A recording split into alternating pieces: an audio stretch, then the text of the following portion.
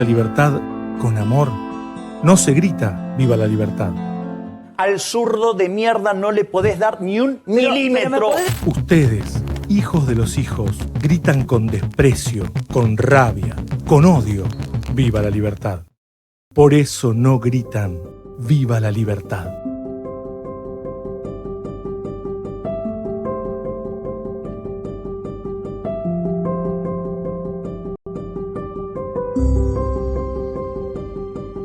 Suscríbete a Perfil en mi.perfil.com. Continuamos con más Modo Fontevecchia hasta las 13. Ahora es tiempo de presentar al próximo entrevistado.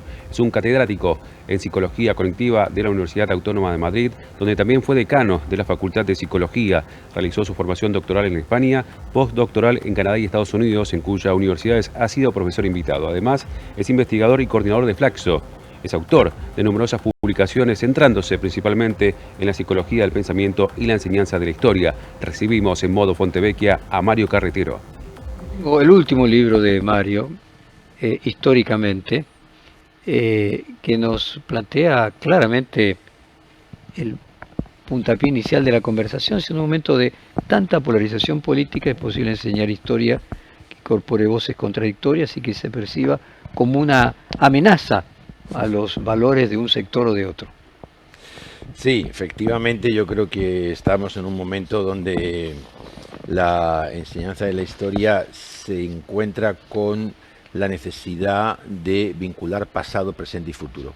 A mí me parece que ahí está un poco la clave del asunto, ¿no? La propia historia como disciplina, digamos, hace ya mucho tiempo, ¿no? Que sabemos que es no solo el conocimiento del pasado, sino que es un conocimiento del pasado con una presente importante del presente y siempre con una perspectiva de futuro. La famosa frase de Benedetto Croce, toda historia es historia contemporánea. Y lo que sí es verdad es que esto, en este momento que estamos viviendo, efectivamente, de mucha polarización y un momento de mucho cambio, ¿no? Como todos sabemos en todo el mundo, este elemento se cobra una especial importancia, ¿no? Y por eso tiene más importancia todavía producir subjetividad relacionado con la historia y con la interpretación de la historia. O sea, hoy la historia es más importante que nunca.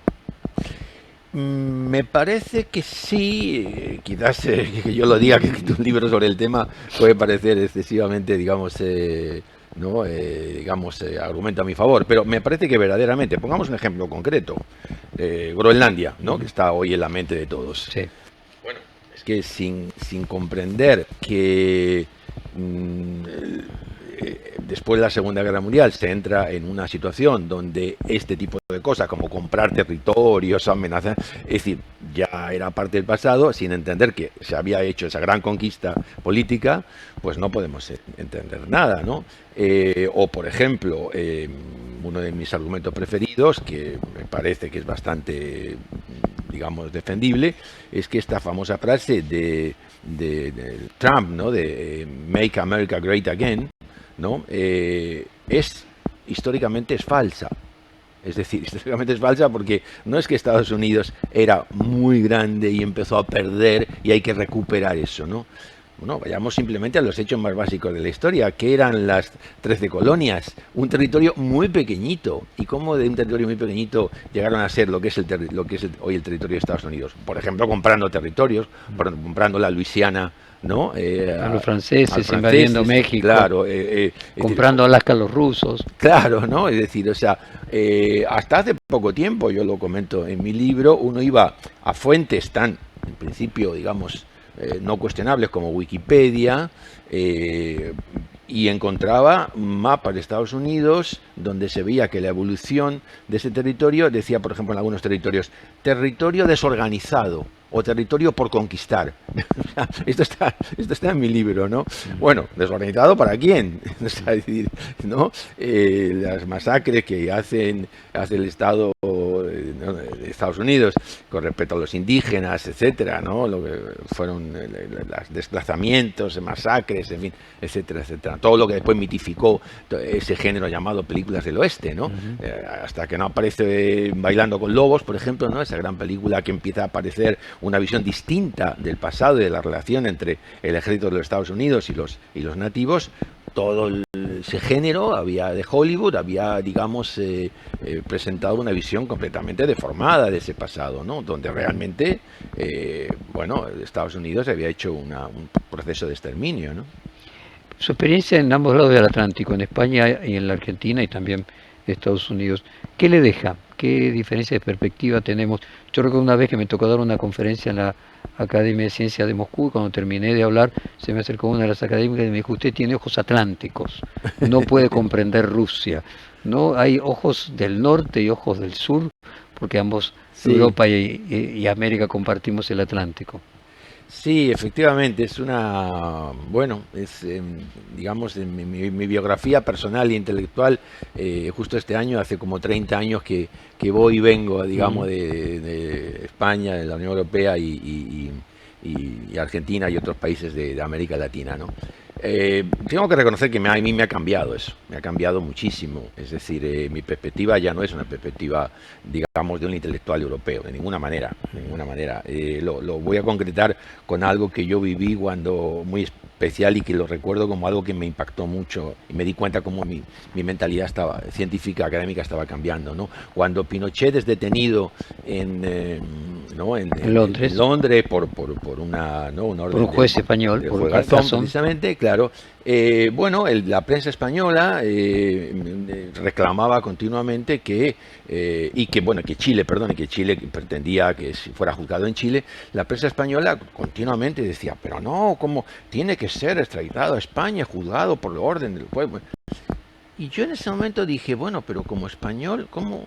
No entiendo. Todas las grandes, digamos, jerarcas franquistas no fueron ni juzgados, ni mucho menos condenados, ni siquiera evaluados, ¿no? Ni siquiera, es decir, se corrió sobre eso un amplio silencio. Entonces, ¿cómo es que ahora España le reclama la sociedad española le reclama a la sociedad chilena que haga lo que España no hizo, ¿no? ¿Cómo es esto? Bueno, me parece que muchas veces lo que ocurre es que desde la Unión Europea no se entienden bien los problemas de América Latina, ¿no? Y no se entienden bien el contexto de esos problemas, ¿no? Y a veces también viceversa, ¿no? Es decir, a veces también lo tenemos ahora en este acuerdo que esperemos que se firme y vaya adelante, Yo ¿no? iba a decir, en esta frase de Benedetto Croce de que toda historia es contemporánea, nosotros aquí presentamos los viejos mapas también a toda América, no los mapas de las 13 colonias, Sí. sino los originales donde toda América era europea mediterránea, o era española, o portuguesa, o francesa. Y Sí. la anglosajona era un pedacito chiquito que eran esas 13 colonias. Pero todo lo demás era Unión Europea. Sí. Y Unión Europea Mediterránea, para ponerlo en estos términos. No Sí. sajona, no ni siquiera holandesa, claramente un pedacito había ahí pequeño, pero claramente de la Unión Europea. Esa historia cultural Sí. se plasma en el acuerdo Unión Europea, o sea, finalmente, más allá de que hay un continente que geográficamente Sí. comparte un espacio común, hay un espacio cultural que es más fuerte que el geográfico y Sí. nuestro Atlántico nos une a Europa más allá del propio hemisferio. Sí, a mí me parece que sí, yo quiero pensar que sí, y quiero pensar que realmente hay muchas, digamos, pruebas de todo esto, ¿no? El interés que hay en la Unión Europea por, digamos, por todo lo que tiene que ver con la cultura en América Latina, el conocimiento, yo creo, más que conocimiento, muchas veces, como decía antes, a veces hay diferencias en las posiciones, ¿no? Pero hay efectivamente toda esta cultura común, ¿no? O sea, los vínculos culturales, por ejemplo, de Argentina con Italia, por ejemplo, ¿no? De Alemania con algunos países, por ejemplo, con Chile. O sea, es decir, hay enormes posibilidades de una, digamos, ampliación de esta fertilización cultural en ambos sentidos, ¿no?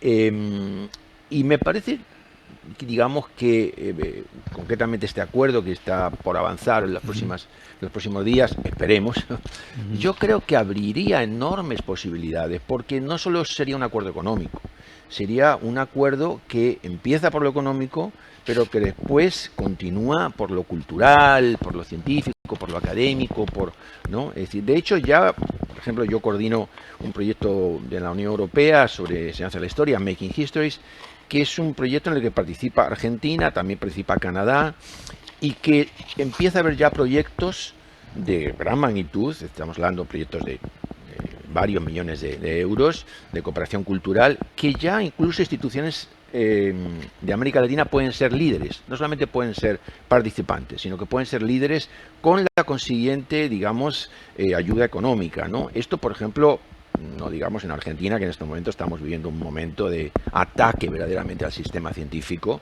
¿no?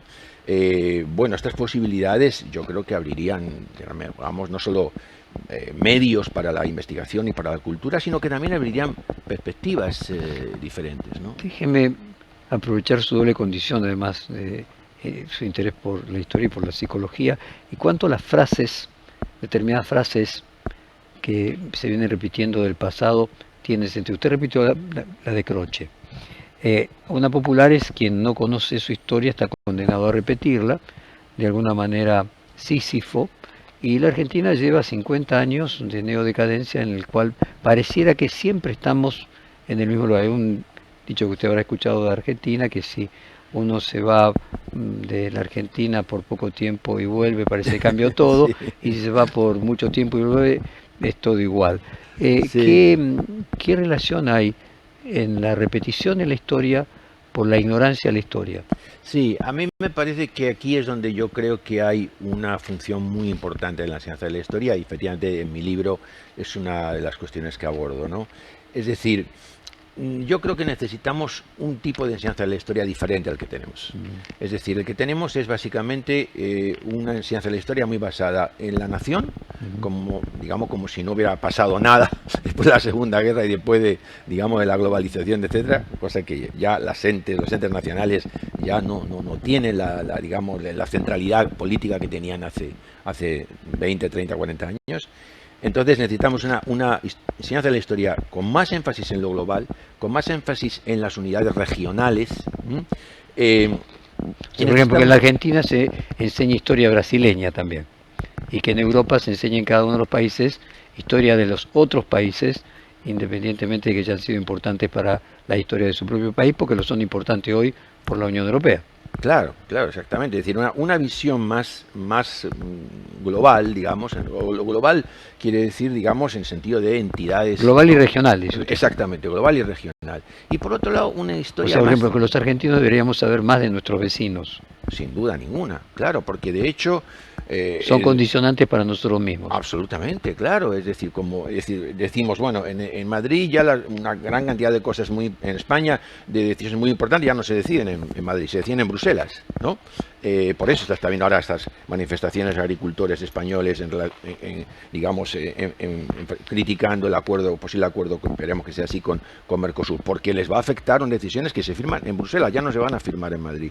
Pero de la misma manera, Argentina tiene una relación comercial con Brasil que condiciona, como estás diciendo, condiciona enormemente. Entonces, ¿cómo no vamos a acercarnos a Brasil? ¿Cómo no vamos a intentar entender qué es lo que... Y luego la otra cuestión que me parece que es de enorme importancia, no solamente en la escuela, ¿no?, sino en general, porque no olvidemos que, ojo, historia no solo está en la escuela, está en los monumentos, está en las calles, está en los museos, está en las efemérides. Entonces, yo creo que necesitamos una historia con menos mitos. Todas las naciones han necesitado un mito fundacional, eso está claro, es evidente, y ha sido algo que contribuyó a que se crearan las naciones. Pero de eso hace ya más de un siglo. Es decir, estamos ya no solo en el siglo XXI, sino en un proceso de profundísima transformación, más allá de que sea, digamos, siglo XXI. Entonces, hay que pensar, yo creo, en una enseñanza de la historia que corresponda con ese momento que estamos viviendo. Y los problemas que tenemos hoy, cambio climático, por ejemplo, ¿no? Grandes Yo venía justamente entrando aquí al edificio y he visto este trozo del muro de Berlín que ustedes tienen. Bueno, hemos reflexionado verdaderamente sobre el fracaso que supuso el comunismo. Es decir, sobre el fracaso que supuso sistemas que no han funcionado y cómo eso, digamos, impacta sobre nuestras sociedades. O sea, hemos, como suele decirse, aprendido de la historia, pero no en un sentido, digamos, simplista, ¿no? Como si fuera un error específico, no, sino en sentido más general. Es decir, yo defiendo un poco la idea de una enseñanza de la historia que invite a la reflexión, que invite al diálogo, que invite a la visión compleja de las cosas y que no sea partisana, que admita la posibilidad de diferentes perspectivas. Por supuesto, no cualquiera vale. Por supuesto, la historia tiene sistemas de comprobación, sistemas de verificación, pero dentro de eso hay también una posibilidad de interpretar.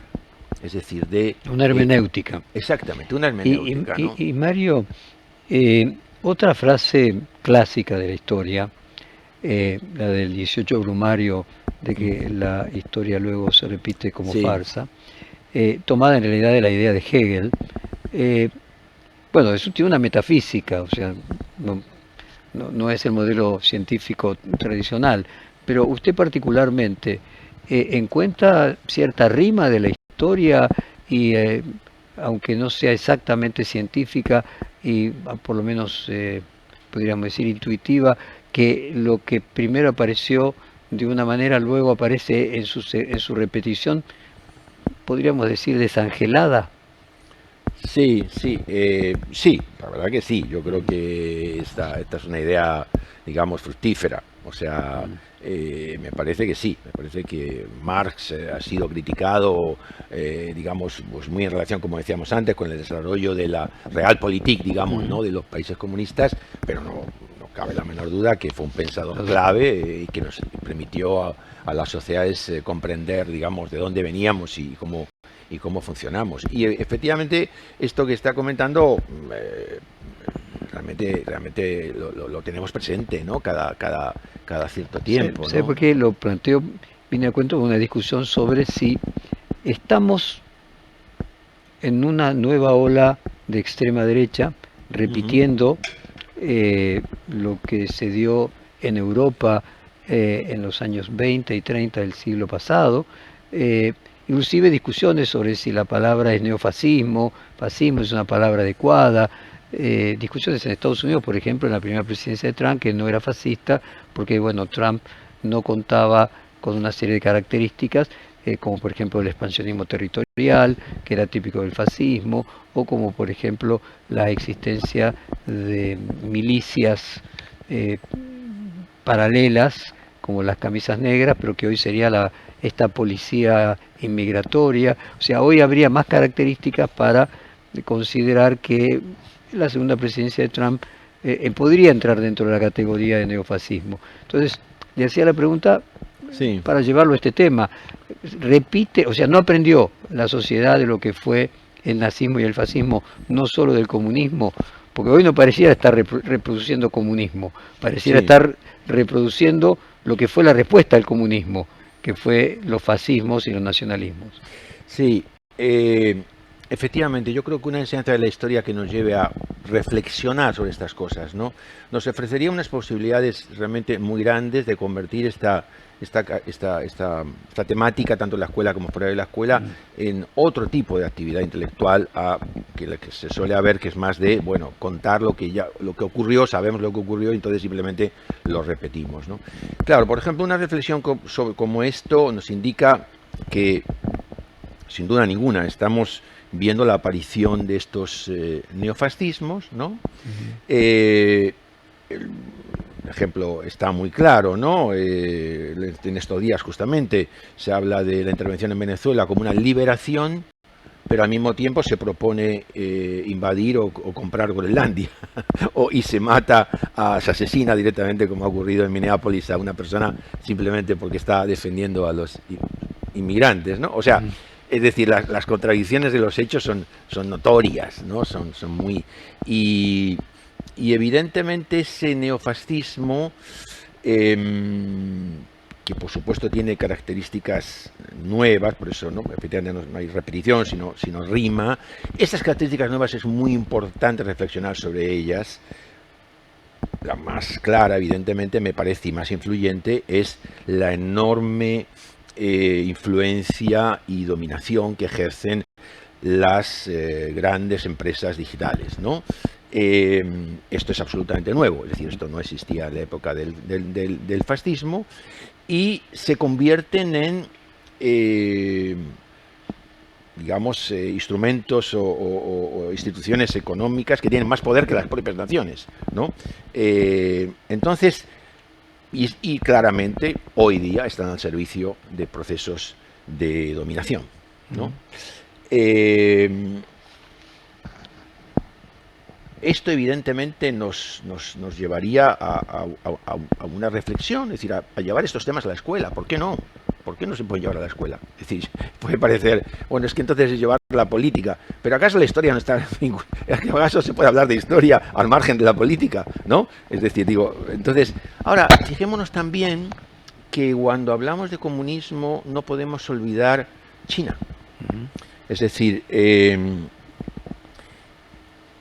el sistema vigente en China es un sistema que... Económicamente no es comunista, pero políticamente sí, dice usted. Exactamente, exactamente. Entonces, es decir, una pregunta me parece que sigue siendo un gran desafío. Sí existe en el Partido Comunista Chino, que es el partido de Estado chino. Exactamente. Es decir, ¿qué quiere decir la palabra comunista? Pareciera ser vaciada de significado. Exactamente, ese exactamente es el punto al que voy. Es decir, el punto al que voy es, ¿podemos entender lo que ha sido el desarrollo histórico de las ideologías, de los sistemas políticos que han generado, al margen de los contextos culturales?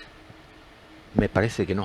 Es decir, me parece que la única manera de explicar por qué el comunismo fracasó en la Unión Soviética y por qué el comunismo no parece que esté fracasando en China, y creo que la respuesta no puede ser decir, no, es que China en realidad no es un país comunista, es un país capitalista. No, eso no es verdad, porque el Partido Comunista, como te está diciendo, no solamente sigue existiendo, sino que es el que toma las decisiones finalmente. Entonces, ¿cómo es posible que el mismo sistema ha producido, digamos... una evolución en un sentido y una disrupción en otro? Es decir, o sea, un fracaso estrepitoso, ¿no? Hay que recordar una vez más que es el propio sistema, los propios jerarcas del Partido Comunista los que destruyen el sistema desde dentro. Y por otro lado, no solamente en China, no solamente el comunismo ha logrado sobrevivir, sino que, ojo, se ha convertido en un imperio que le hace... competencia a Estados Unidos. Exactamente. Entonces... Quiero apelar nuevamente a su doble condición, a lo que tiene que ver con la psicología también. Sí. Una de las más lindas definiciones de la historia es que la historia es la historia de la materia hecha conciencia. Aquella frase de Kant de maravillado frente al cielo estrellado que tengo sobre mí y esta sociedad que tengo bajo mis pies, que la gente frente a un semáforo en rojo frene, por ejemplo, y que todos lo aceptemos. ¿Cómo puede ser que moléculas de carbono, de distintos componentes químicos, construyeron esto que somos? O sea, la historia es la historia de la materia hecha conciencia. Sí, y yo, sin duda, pero yo añadiría que entre la materia y la conciencia, y eso es lo que en mi opinión creo que puede aportar la psicología, hay un asunto clave, que es la interiorización. Es decir, ¿por qué cae la Unión Soviética? Porque llega un momento en que nadie cree en el sistema. Los jerarcas se dan cuenta, y se dan cuenta por otro lado de que eso es totalmente inviable con un progreso económico. Se dan cuenta además de lo que suele decirse, ¿no? Que Gorbachev, cuando toma el poder, digamos, abre los cajones, como suele decirse, ¿no? Abre los cajones y se encuentra que no hay planes, por ejemplo, que puedan hacer... La informática, por ejemplo. No podía competir con la informática. Exactamente. Y bueno, claro, se da cuenta, evidentemente, de que ya no hay manera. Pues uno debe decir que fue un error de la Gosplan, de los planificadores, mientras que los planificadores chinos lo tenían. Claro, pero ¿por qué los planificadores chinos logran que las personas interioricen, ¿no? Amplíe el concepto de un acordatio término. Cuando usted dice interioricen, ¿qué quiere decir? Quiere decir algo muy sencillo, creer en el sistema. creer en el sistema. A mí siempre me ha impactado, yo tuve diferentes, digamos, fases de mi vida en Estados Unidos, ¿no? Donde me formé postdoctoralmente y luego he tenido muchas estadías, etcétera. Y una cosa que a mí siempre me impactó mucho Estados Unidos, más allá de la crisis en que está ahora debido a la administración Trump, que es verdaderamente terrible y que es muy cercana a un neofascismo, pero independientemente de eso, algo que a mí siempre me impactó es cómo cualquier persona era lo que yo llamaría, entre comillas, creyente en el sistema. Cómo, digamos, la mayoría de la gente, aunque no votaran después, es un país donde la gente tradicionalmente vota muy poco, pero la gente cree mucho en el sistema. O sea, la gente cree en que tú trabajas y entonces la sociedad, el sistema te, digamos, te devuelve un beneficio por eso, y que todo el mundo, y que te respete, que tienes libertades, y la gente cree en eso, cree que eso funciona, ¿no? Independientemente de que funcione mejor o peor, la gente lo cree. Entonces esto es importantísimo, ¿no? Y puedo ponerlo al inverso, de que aunque algo funcione razonablemente, no sé si bien, pero razonablemente, la gente puede creer que no funciona nada, y que esa es la situación de Argentina, que hace 2 años estaban todos convencidos de que nada servía. Claro, claro, O sea, sí. perdón, Sí, el creer y el no creer. claro, totalmente, sí. En el no creer también, en mi opinión, esta es una opinión después de 30 años de ir y venir y de ser, digamos, de tener una esposa argentina y una hija argentina. En esta tendencia muy presente en Argentina, ¿no? Me atrevo a decir. El tango cambalache. No molestar a nadie, ¿no? Digamos, típica de criticar mucho al propio país, ¿no? Y quejarse sistemáticamente del propio país. Muy italiana también. Claro, Piove, también. governo ladro, no piove, governo ladro, ¿no? Claro. Yo creo que ahí hay una parte, si se me permite... Que también fue creadora del fascismo. Quiero decir, esa misma actitud permitió Claro. la creación del fascismo. Claro, pero yo creo que hay una parte ahí, en mi opinión, que es un poco, digamos, un poco que no representa verdaderamente una interiorización de la idea, sino que es un poco como por la galería, como suele decirse, ¿no? Es decir, una especie de tendencia cultural de criticar muy duramente, pero sin embargo, un ejemplo muy claro, ¿no? Yo lo veo en la inmigración en España, ¿no? Que donde hay ya cerca de 1 millón de colombianos, 600.000 ecuatorianos, etcétera, etcétera. Sin embargo, la mayoría de las personas de Argentina que emigran a España vuelven. Es decir, o sea, en el fondo, esa crítica tan fuerte al propio país oculta, en mi opinión, Un amor. de esta opinión, me puedo equivocar, pero en mi modesta opinión, oculta también, en el fondo, un apego muy fuerte. Un al amor, país. lo que diría Freud, de que lo contrario al amor es la indiferencia, no es la crítica esa representa una forma de amor, ¿no? Sí, es decir, la vinculación con el asadito, con el café con los amigos, con la subjetividad, ¿no? Yo siempre, por ejemplo, hablando de psicología, justamente, siempre hablaba con algunos colegas, por ejemplo, con Ángel Rivière, un gran psicólogo español que lamentablemente falleció joven, y él siempre me decía, Mario, es que cuando yo voy a Buenos Aires me impacta cómo cualquier persona, un taxista, por ejemplo, lee mi mente con gran facilidad. Es decir, cómo la subjetividad forma parte de la cultura argentina, y la lectura de la subjetividad y compartir la subjetividad es un don de la cultura argentina, ¿no? Que, por ejemplo, en España no hay. Es decir, el español sigue siendo, en mi opinión, la española sigue siendo bastante duro para eso. Le resulta bastante difícil entender, digamos, qué está pensando el otro, qué está sintiendo el otro. Y sin embargo, la cultura argentina le dedica a eso un espacio muy importante. Y eso produce bienestar. Eso es bueno para la sociedad. Es decir, la cultura argentina tiene muchísimas cosas positivas, muchísimas. Por supuesto, hay unos grandes problemas políticos y problemas económicos, no digo que no. Pero hay también muchos valores. Hay una gran cantidad de valores. Hay, por ejemplo, una gran confianza en la educación, una gran confianza en la cultura, una gran confianza en el teatro, en la Feria del Libro. Y esto no es solamente algo de detalle, es algo que interioriza. Es más, yo creo que en realidad esta interiorización, que, como decía antes, para mí es importantísimo en el transcurso histórico de las sociedades, es una de las cosas que mantiene a la sociedad, que mantiene la cohesión, porque la interiorización genera cohesión. Si no se cree en el sistema... O sea, si no hay una creencia compartida. Claro, exactamente. Entonces el sistema tiene problemas. Mario Carretero, siga escribiendo. Muchas gracias. A ustedes. Placer tenerlo acá. Y felicitaciones por Históricamente. Bueno, a ustedes, muchas gracias. Se nos acabó el programa y como siempre lo despide Elian López Caucero. Finalizamos otra semana de Modo Fontevecchia. Los esperamos el próximo lunes, como siempre, de 10 a 13 en el aire de Radio Perfil y de NetTV. Que tengan un muy buen fin de semana. Modo Fontevecchia. La rebeldía de la moderación.